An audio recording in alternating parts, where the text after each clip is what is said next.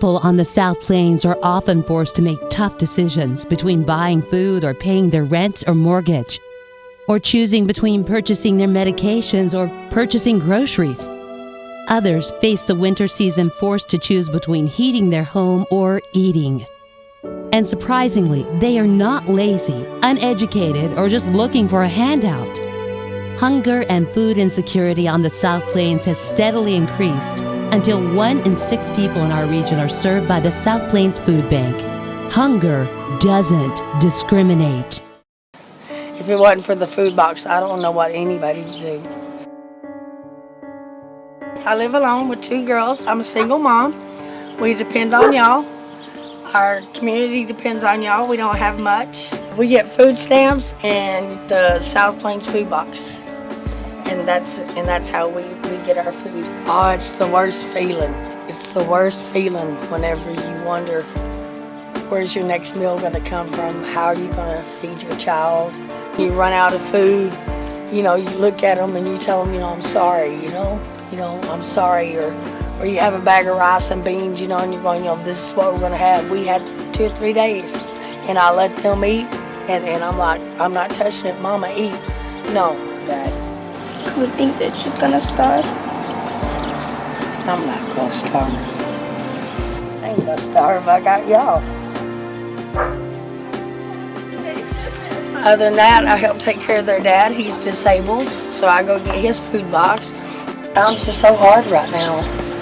Living from, paycheck to paycheck, it don't stretch that far.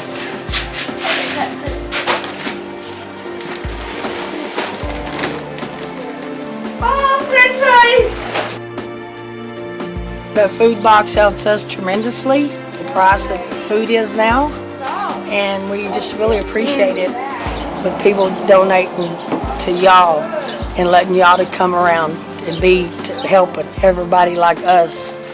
It's just a blessing from above. Thank God for South Plains Food Bank. We don't run out now. We got enough to last for all month. But thanks for y'all guys. If it wasn't for y'all, we wouldn't have it. And the donations people make, they make a difference. They make a whole lot of difference. People just don't understand. There are thousands of children in our city and rural communities that desperately need the free, hot, nutritious meals served every day at our Kids Cafe sites. For some, especially during the summer months, it might be the only meal they have. 1 in 4 children in our area among those surveyed live in households that have been food insecure in the past 12 months. Hunger doesn't discriminate. Not only my kids have to eat, but the other kids over here have to eat too. My name is Tasha Terrell, and I stay over here in the Crooked Court Apartments.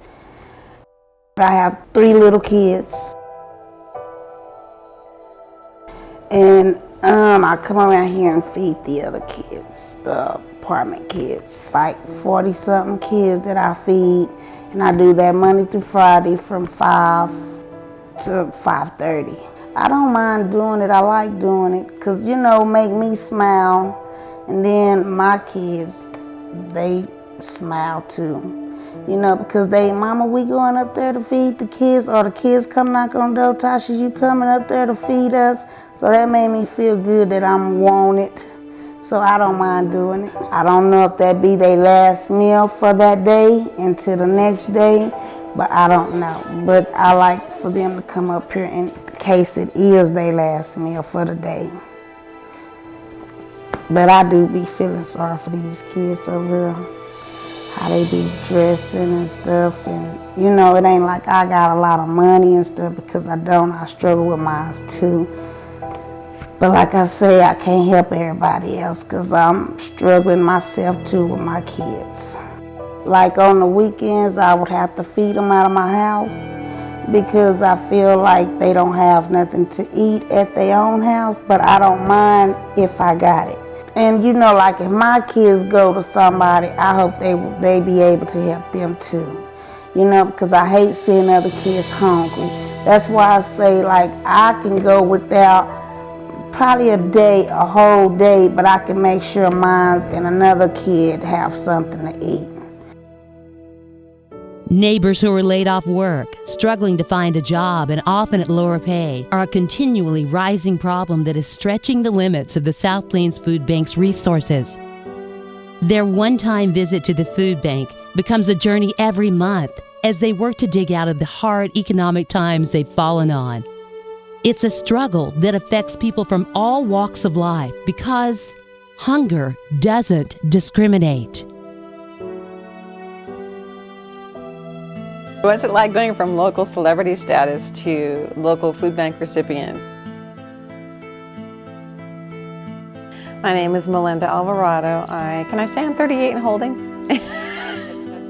I am the morning news director for KSSL Radio. And then I also work, my 8 to 5 job is at South Plains Rural Health Services. And then here I am in Lubbock, and I find myself without a job, and it kind of blindsided me.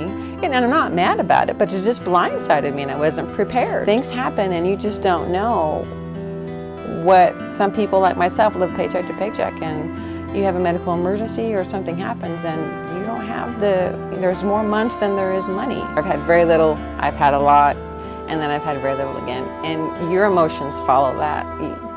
You know, we're emotional beings, and the situation changes. Like you said, situational poverty, that's kind of where I felt like I was at. Having to go to the food bank and, you know, my son saying, Mom, I'm really hungry, you know. You're the one that's, is the provider. And you have to take care of your kids. Hunger is vicious. It robs people of their dignity, of their self-worth. It saps their energy. Hunger does not care where you live, what you do for a living, what kind of car you drive, or what your background or ethnicity may be. 1 in 6 of your neighbors know.